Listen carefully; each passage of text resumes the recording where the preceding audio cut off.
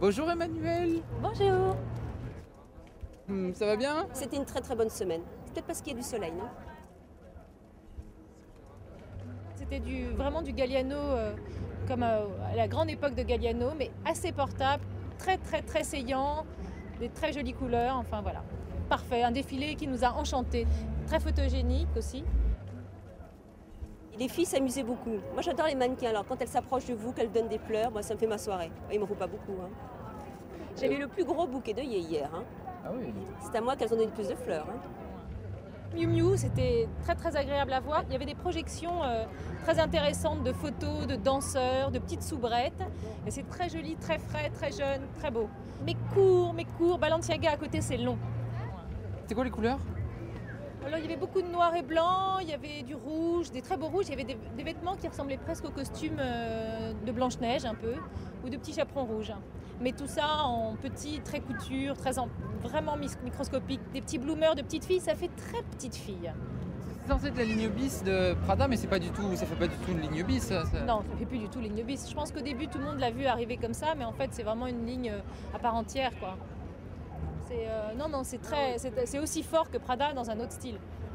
C'était une très jolie scénographie, Nina Ricci. Et ce que je trouve très bien, c'est la deuxième saison d'Olivier Tesquens. Et on sait ce qu'est une femme Nina Ricci maintenant. C'est une femme à plumes, ça c'est sûr. Elle en a toujours dans les cheveux, sur ses vêtements. C'est une silhouette un peu gracile, j'allais dire. Il prend que des mannequins très très jeunes.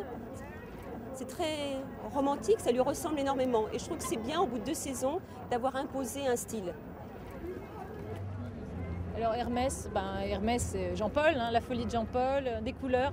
C'était une collection inspirée de l'Inde, j'imagine, et avec toujours le savoir-faire Hermès, les bottes cavalières sublimes, les jodhpurs en croco incroyables, le sac Kelly revisité.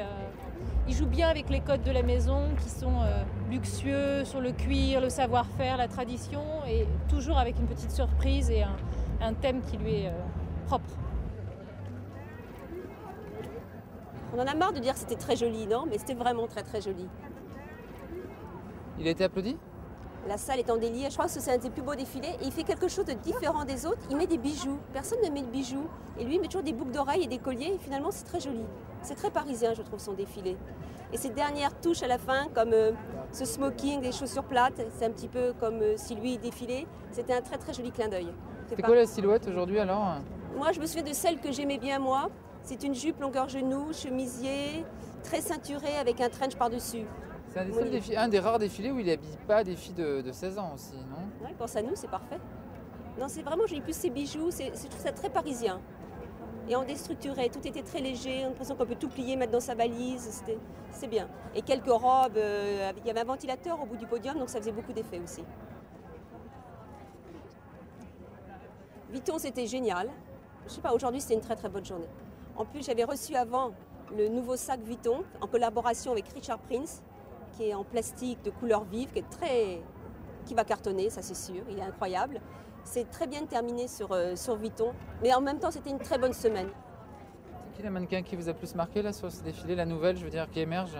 Il y en a une qu'on a beaucoup poussée, nous à Vogue, qui s'appelle Catherine McNeil, que je trouve sublime, et je pense que c'est une des nouvelles top qui émergent. Elle est australienne, très très très grande, avec de la poitrine, ce qui est rare pour les mannequins, et elle est sublime. Je pense que si elle manage bien sa carrière, ça va être une très très grande.